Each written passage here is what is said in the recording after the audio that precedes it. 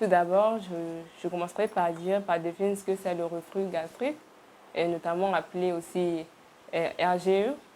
C'est une remontée du contenu gastrique vers l'œsophage et parfois vers la bouche.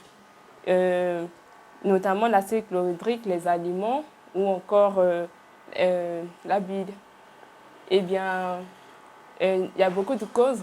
Il y a beaucoup de causes, notamment l'alimentation et puis le comportement. En tout cas, le comportement nutritionnel qui cause ça. Et nous pouvons citer, par exemple, les aliments secs, beaucoup de graisse et puis la nourriture beaucoup épicée.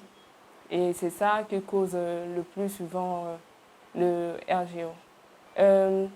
Très souvent, les patients arrivent, il peut dire dans notre communauté notamment, ils disent docteur, moi qui la douleur dans l'estomac et tout. Tu peux sentir les douleurs rétro-externales, en tout cas ici. Tu sens les douleurs et parfois de l'acidité ou encore des vomissements. Tu peux vomir une fois et puis il y a la saveur de l'acidité ou encore c'est amer. Et c'est ça. En tout cas, le diagnostic est clinique et plus souvent clinique.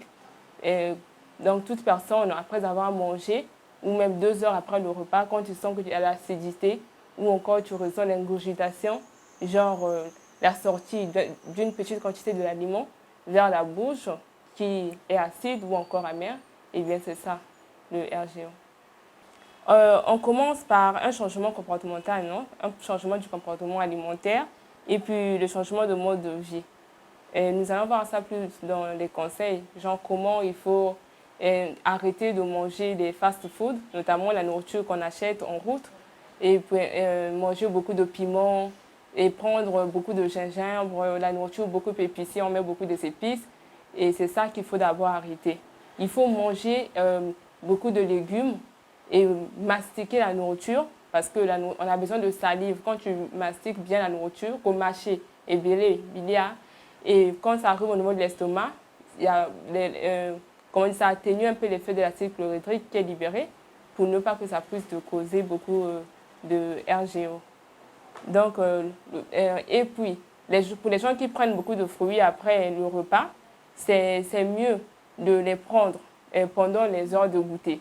Genre, si tu prends le petit déjeuner le matin à 8 heures, c'est mieux de prendre ça vers 10 heures ou encore, et après le déjeuner, de prendre ça vers 16 heures. Et les fruits qui sont plus conseillés pour après le repas, c'est plus l'ananas et puis la papaye, parce que les autres fruits ne favorisent pas bien la digestion. C'est comme je vous ai dit, éviter de manger la nourriture beaucoup épicée. Et il faut prendre beaucoup d'eau, pas au moment de la crise. Il faut prendre beaucoup d'eau dans la journée. Il ne faut pas rester affamé pendant longtemps.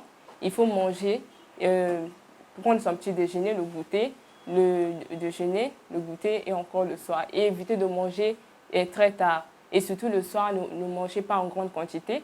Mangez à quantité raisonnable et prendre les légumes et éviter en tout cas, surtout dans notre communauté, ne prenons pas beaucoup de piments et manger sec. Et ça va beaucoup aider pour l'évacuation de la maladie.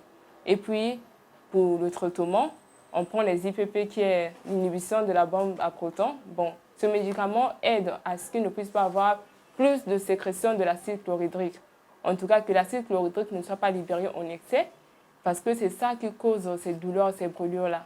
Si cet acide-là est libéré en excès, c'est ça, eh bien, ce médicament vient pour atténuer, pour diminuer, en tout cas calmer le symptôme. Ce symptôme-là qui est la douleur rétro-externale ou épigastrique. En tout cas, la douleur qui est ici, que les patients souvent disent que moi qui la douleur dans le tima et tout. Ce n'est pas un tima, c'est l'estomac et c'est ça.